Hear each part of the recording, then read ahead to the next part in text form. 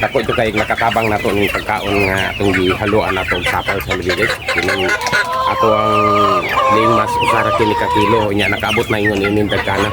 Ingon ini atong gibuhat teknik nato kini para nga dili kita madakan sa mga gasto kanila. Kay kun puro lingmas ang atay pagkaon kanila, niyaman kita mga gagmay mga manok.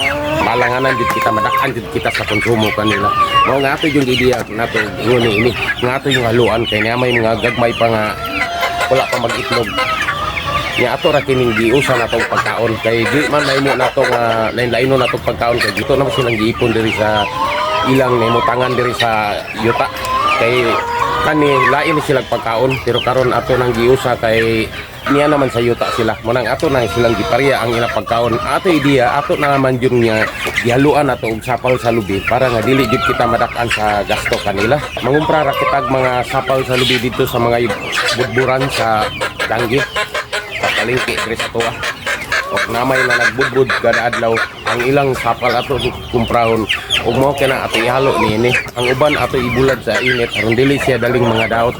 Ug ang uban sa ato ibutang nato og ref parang dili mabaho ang sapal. Ingon ana ato ideya para makadaginot din kita sa pagkaon kanila.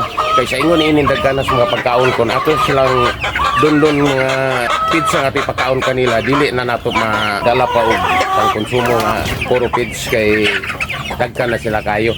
Ingon ini usa ka kilo nga lingmas. Kinahanglan lingmas yung ato pagkaon kay ang ato yung purpose ni kini man yung mga manok nga nag-itlog nato ang nga dagko na kinahanglan man sila ilingmas nato kay kung dili nato sila ilingmas minus pud sila pag produkto og mga itlog. Mo ni siya guys nga purpose nato nga giusar ato pagkaon kanila kay kung atong lain-lainon pa more man gyapon ilang mga agawan ning mga gagmay ang ilang makaon kinahanglan parehas jud na dili na kita maglaylay kay wa naman nato sila kurungan yan naman nato gipalayaw man naman nato sila diri sa yuta. Mo ni siya ug ang pagpangitlog kaniya guys dili man maepektuhan basta insakto ra imong paghatag jud pagkaon kinahanglan importante busog jud ang mga manok kay kung alanganan po ang pagkaon kanila gutom sila muniwang ang atong mga manok ug dili pod sila makahatag og pirmi kining itlog matag adlaw. Busa kinahanglan jud sila nga insakton jud sila pagkaon nga mabusog bisan unsa nga mga klasik pagkaon mo isagol niini pwede ra.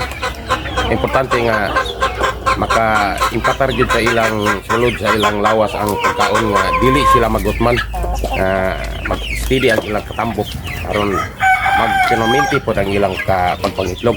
Mao man na siya purpose ng mga manuka ang kung mayo kang mo galam ni pagtatambok ni mga manuka makatag po kini og mayong itlog kanimo karon nagtataga na kay sige na pangwit nato netong mga manok kasi nagtuyok na to kasi na panuwa